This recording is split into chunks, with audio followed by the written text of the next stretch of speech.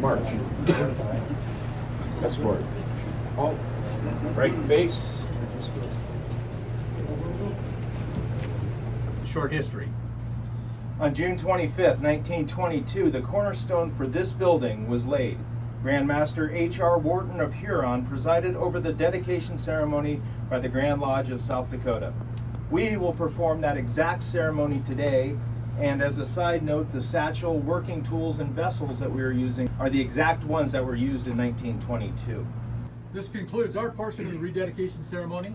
The Grand Lodge of Ancient Free and Accepted Masons of South Dakota and the Knights Templar would like to thank Pennington County for the privilege of being a part of your celebration.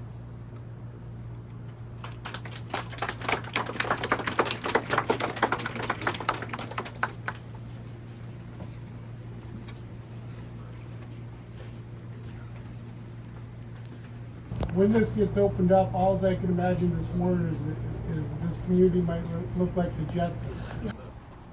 Come on, anything like that.